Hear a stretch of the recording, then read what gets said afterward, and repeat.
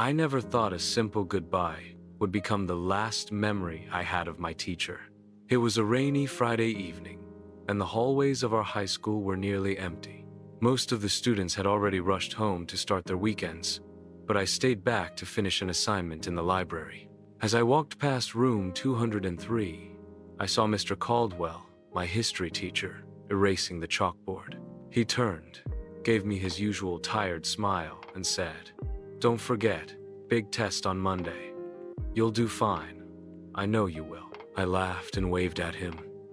"Thanks, Mr. Caldwell. Have a good weekend." That was it. Just a wave. Just a smile. Just another ordinary moment. But by Monday morning, Mr. Caldwell was gone. Not on vacation, not sick, not even in the building. He had vanished, and no one knew where he went. The news spread quickly among students. "Did you hear? Caldwell didn't come in today." At first, we thought he had finally quit. He always seemed exhausted, as if the world weighed on his shoulders. But then the whispers grew stranger. His car was still in the school parking lot, locked and untouched. His briefcase sat neatly on his desk in room 203. The janitor swore he saw the teacher walking toward the exit late Friday evening, but the security cameras never caught him leaving. That was the moment the story hooked me. I wasn't just a student anymore. I became an unwilling witness, maybe even the last person to truly see him alive, and I couldn't let that go. I remember how the principal addressed the school that Monday afternoon. His face was pale, his hands trembling slightly as he adjusted his glasses. "We are working with the police to understand the situation. Please, if any of you saw or heard anything unusual on Friday evening, come forward." Unusual? Everything about that night felt unusual when I replayed it in my head. The rain, the echo of footsteps in the hallway, the flicker of the old lights, the way Mr. Caldwell's smile lingered on his face just a moment too long, almost as if he knew something I didn't. I should have said more, asked more, stayed longer, but I didn't. I walked out into the storm, never knowing it was the last time I'd see him. By Tuesday, the police were everywhere. 2 detectives showed up in our classroom, asking questions. I could tell right away who was in charge. Detective Harris was a tall, sharp-eyed man who looked like he hadn't slept in days. His partner, Detective Moore, was younger, calmer, the kind who wrote down every detail without missing a beat. When they got to me, my stomach twisted. "You said you were one of the last to see him?" Harris asked. I nodded. "Yeah, Friday night. Around 6:30 maybe. And he seemed normal to you?" "Normal, I guess. Just tired." He smiled at me, told me not to forget about the test. Moore scribbled notes. Harris stared hard at me, like he was trying to decide if I was lying. "Did you notice anyone else in the hallways? Anything unusual?" I hesitated. "Well, I thought I heard someone else's footsteps when I was leaving, but I didn't see anyone. It was dark. The lights were flickering." Moore leaned forward. "Which hallway?" "Near the science wing, right before the back exit." They exchanged a quick look. Not good. They thanked me and moved on, but I could tell something about what I'd said mattered. That night, I couldn't sleep. I kept replaying everything in my head, searching for details I might have missed. My mom told me to stay out of it, that the police would handle things. But this wasn't just anyone, it was Mr. Caldwell. He was more than a teacher. For me, he was one of the few adults who actually cared, who encouraged me when no one else did. If the last thing he did was smile at me, I wasn't going to let his story fade into silence. On Wednesday, rumors began to spiral. Some said Caldwell had gambling debts. Others swore they saw him arguing with a man in a suit weeks ago near the parking lot. A few even whispered that he'd run away with a secret lover. None of it felt true. Caldwell wasn't that kind of man. He lived alone, had no family nearby, no flashy lifestyle. He was quiet, maybe too quiet, but he wasn't reckless. I started digging on my own. First, I went back to room 203. The chalkboard had been cleaned. His briefcase still locked on the desk. The police had already searched it. But when I looked closely, I noticed something strange. One of the floor tiles near his desk was loose, almost like it had been pried up. I crouched down and pressed it. It shifted slightly, but not enough for me to lift it without tools. I made a note to come back later. That evening, I walked the same hallway where I'd heard those footsteps. The school was mostly empty again, except for the janitor. I asked him about Friday night. He looked uneasy. I told the police already. I saw Caldwell heading toward the back exit. But here's the thing, the cameras didn't catch him, and I know he didn't come back inside. It's like he just vanished into the rain. Do you think someone was following him? I asked. The janitor shook his head. Kid, I don't know, but I'll tell you this, he looked nervous. More nervous than I'd ever seen him. That stuck with me. Nervous. Maybe he knew something was coming. Maybe he wasn't just a victim of bad luck. The next day, the detectives returned. This time, they called me into the office.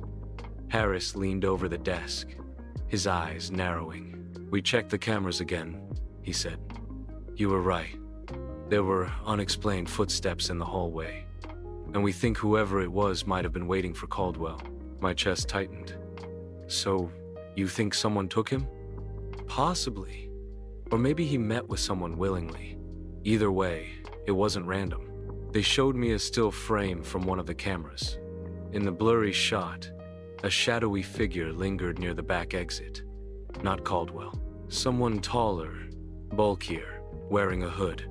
Recognize him? Moore asked. I shook my head. Though the image burned into my mind, whoever that figure was, they were connected to Caldwell's disappearance. That night, I dreamed of the last smile he gave me. It wasn't just a smile, it was a message, a warning, maybe even a goodbye. And I knew then that I couldn't walk away from this mystery. Not when I was already too deep. Not when I might be the only one who could piece it together. The story of the missing teacher was no longer just a headline. It was my story now. And I was going to find the truth, even if it meant uncovering things I wasn't ready to face. The following week felt like a blur.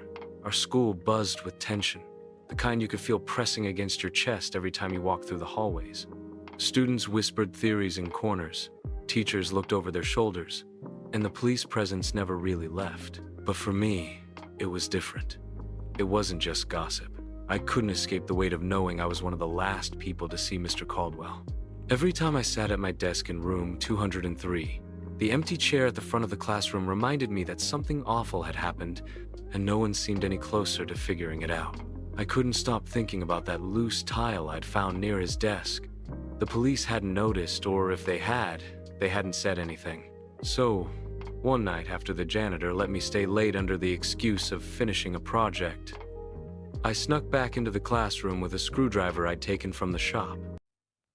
Room. The tile came up with more effort than I expected. Beneath it, there was a small, hollow space, dusty, but not untouched. Inside, I found a folded piece of paper, yellowed around the edges, as if Caldwell had been hiding it there for a while. My hands shook as I opened it. It was a letter. The handwriting was messy, urgent. If something happens to me, it won't be by accident. They've been watching me, and I know too much. Please, if you're reading this, don't trust anyone at the school, especially not the ones who pretend to care the most. I froze. My throat went dry. Who was they? And why would he hide this note under the floor tile instead of going to the police himself? I carefully tucked the paper into my backpack, my heart hammering. Suddenly, every face in that school felt suspicious.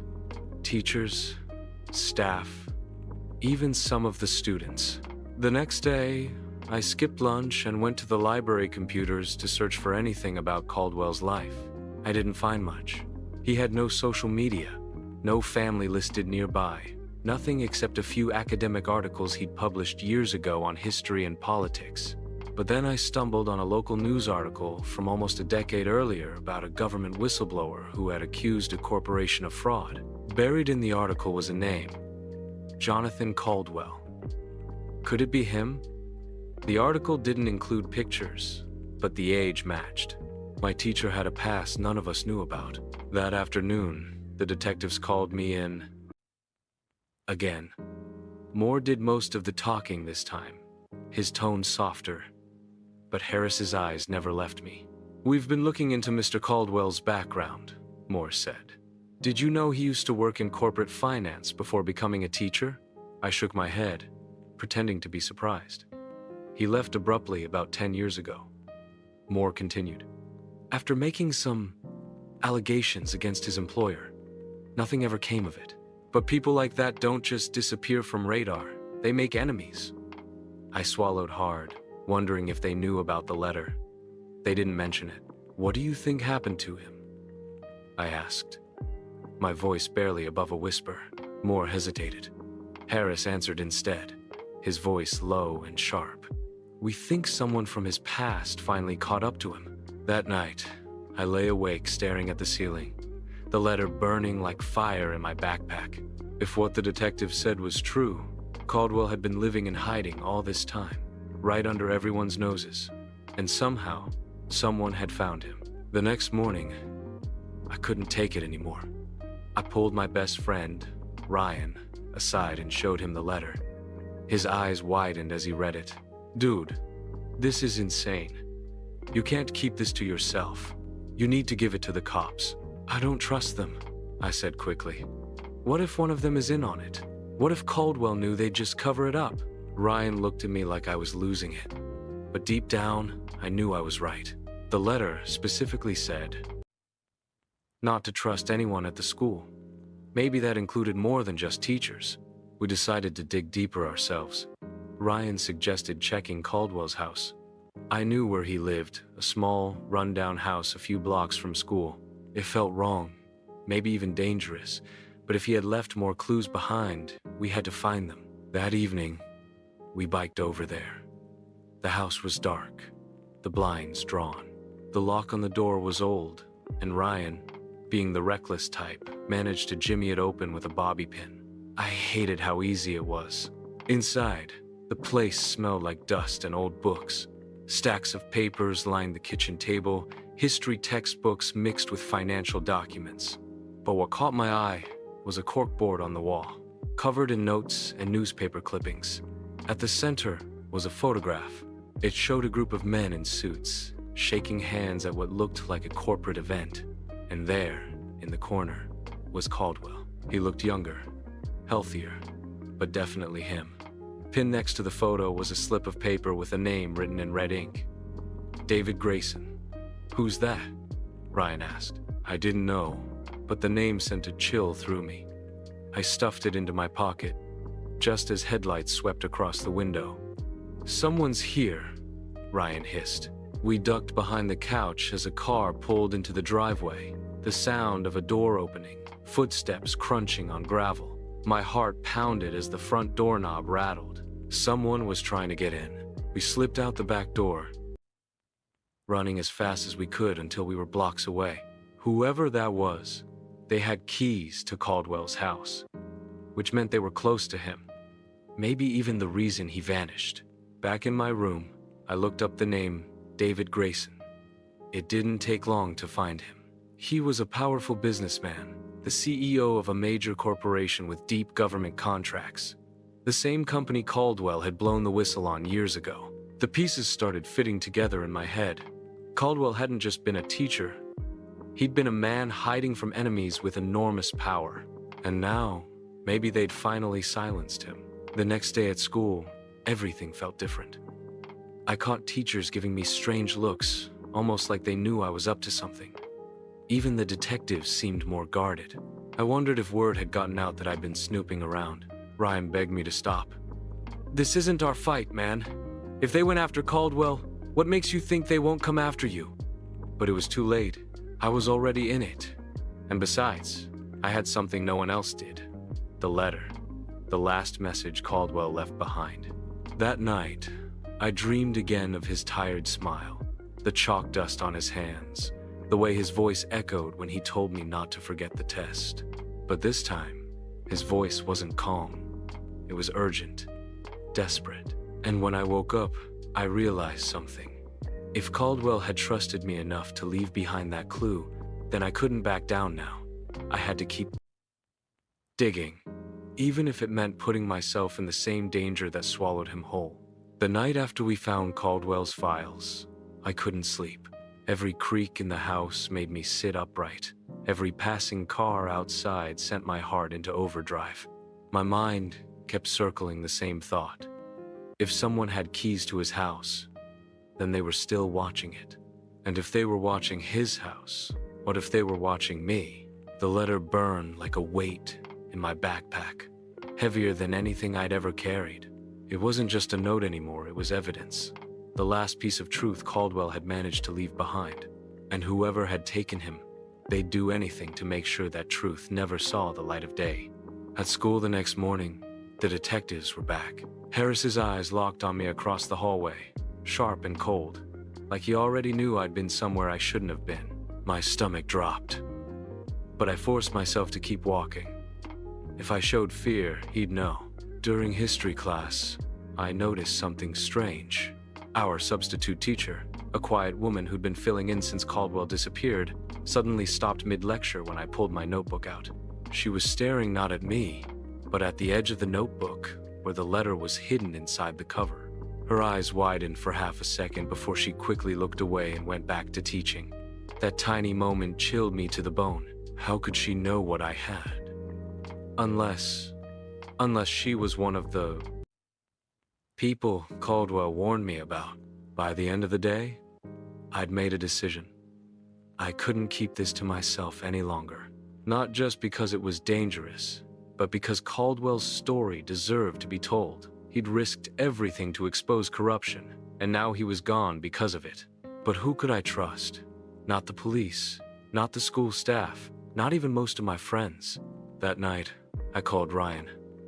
"We're going to do it," I told him. "We're going to blow this open." "Are you insane?" His voice cracked. "You saw what happened to him. We're kids, man. They'll crush us." "Maybe," I said. "But Caldwell didn't hide all this for nothing. If I sit back and do nothing, then he disappeared for no reason. I can't let that happen." There was silence on the other end. Then finally Ryan muttered, "You're going to get us killed." But he didn't hang up. The next day, instead of going straight home, we went to the local library. They had public computers, no personal login, safer than using our own. I scanned the letter and the files we'd taken from Caldwell's house and started writing an anonymous post. It wasn't easy. Every click of the keyboard felt like it echoed through the room. Every person who walked by made me flinch. But slowly, the story came together. The whistleblowing, the corporate fraud, the name, David Grayson, and finally, the letter Caldwell's final message, proof that he'd known his life was in danger. When it was done, we uploaded it to an independent journalism site that accepted anonymous leaks. Then we logged out, cleared everything, and left the library like nothing had happened. For a moment, I actually felt relief, like I'd finally done something that mattered. But that night, things went wrong. I woke up to the sound of my phone buzzing. A blocked number. Against every instinct, I answered. A low voice spoke on the other end. Calm. Cold. "You shouldn't have done that." My chest froze. "We know what you took. If you care about your family, you'll stop now. Delete everything. Forget Caldwell. This is your only warning." The line went dead. I sat there shaking, staring at my phone like it was poisoned. The next morning, Ryan wasn't at school. His parents said he'd gotten sick, but when I biked over to his house later, he wouldn't even come outside. His voice through the door was hoarse, panicked. "They called me too," he whispered. "They know everything. We're dead if we keep this up." I tried to convince him, but he wouldn't budge. He was out, which left me alone. Over the next few days, the story online started gaining traction.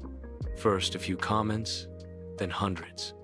Local reporters picked it up, then national ones. Suddenly, Caldwell's name was everywhere. People demanded answers. Politicians gave stiff statements. And David Grayson, his face was all over the news, denying everything. But for me, the attention made things worse. Strange cars started parking near my street at night. My email filled with threats. At school, I swore I saw the substitute teacher watching me, writing something down every time I walked past. And then, one evening, there was a knock at my door. It wasn't the police. It wasn't a neighbor. It was Caldwell, alive. I couldn't breathe as he stepped inside, thinner than before, his clothes dirty, his face lined with exhaustion. But it was him, no doubt about it. "I don't have much time," he said, his voice shaking. "They'll be watching, but I had to see you." I didn't know what to say. Tears stung my eyes. "Where have you been? Everyone thinks you're dead." "I almost was," he said. "They came for me after class. I barely escaped.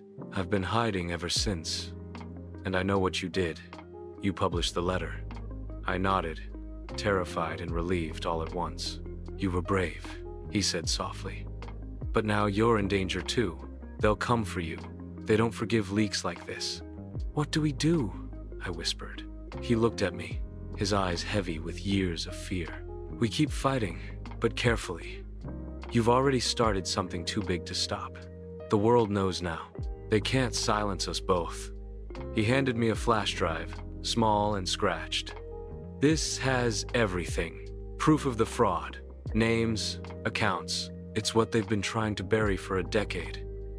You need to get it out." Before I could respond, headlights swept across the window. Caldwell's face went pale. "They found me," he hissed. "Wait." I grabbed his arm. "Don't go." But he pulled away, eyes desperate. "You have to run. Protect the drive. No matter what happens to me." Then he was gone, out the back door, swallowed by the night.